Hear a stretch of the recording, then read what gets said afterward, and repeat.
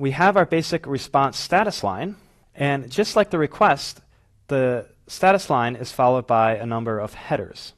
I'll give you a few examples. Here are some headers that are commonly included with HTTP responses. Now, just like the client request, the headers that you see aren't always the same. Some of them are required, and when I say required, I mean usually there, but the web has evolved organically over time, so many of the headers that are, required are, often not there, or things will work without them. But anyway, okay. So date is there all the time. That's when the request happened. No surprise there. Server, this is similar to the user agent header on the request. This is generally the name and version number of the server that's handling the response.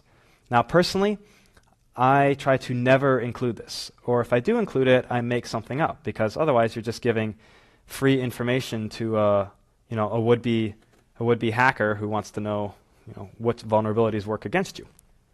Content type, very popular. This is the type of document that's being returned. This is so your browser knows how to display it. So text HTML is a common one. Obviously, that's what an HTML page would be.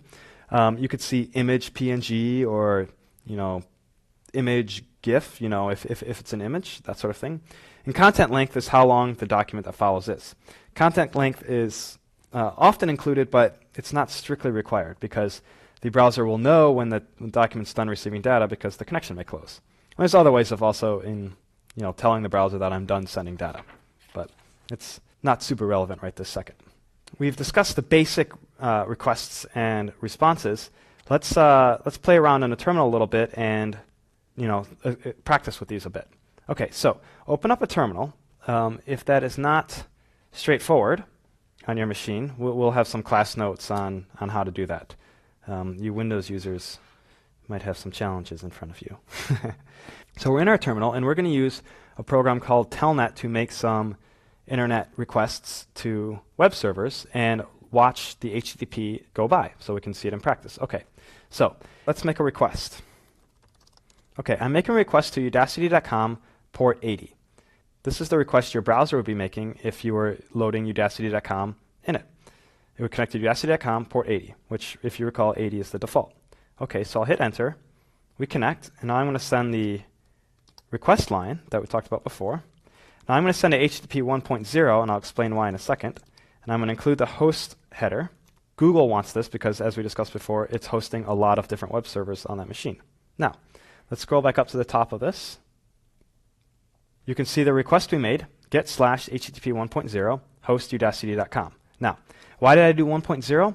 Because the default behavior in 1.1 is for the server to not close the connection, to allow the browser to make multiple requests for multiple things, which is an optimization, but when you're testing by hand, it means the connection stays open, and then you have to close the connection on your machine, which is, when you're using Telnet, is sometimes a little bit of a pain. So we see our response, or our request, 1.0, host udacity.com, and then you see the response from the server.